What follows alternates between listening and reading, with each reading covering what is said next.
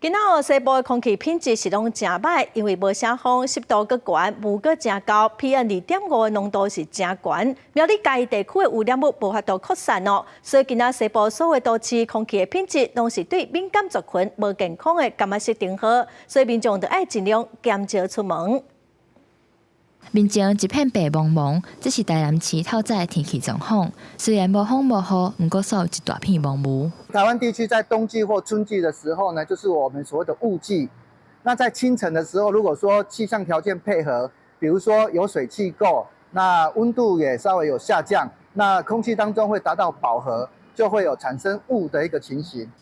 南区气象中心表示，苗栗到台南的能见度大约拢无到200公尺，镜头转到高雄嘛有类似的情况。伫咧出海口作业的船，那像是互雾打掉咧。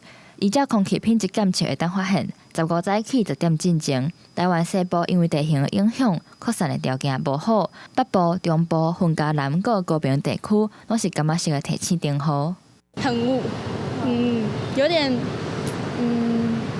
不太好呼吸。因为我本身鼻子会过敏，所以我就会戴口罩了。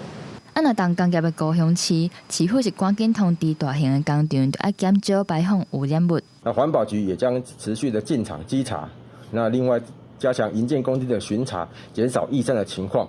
那另外也加强重点道路的洗扫。环境部长彭启明嘛伫面册提醒大家，天土风太瓦紧造成气流下降，所以空气当中污染物就会接做火，较好消透。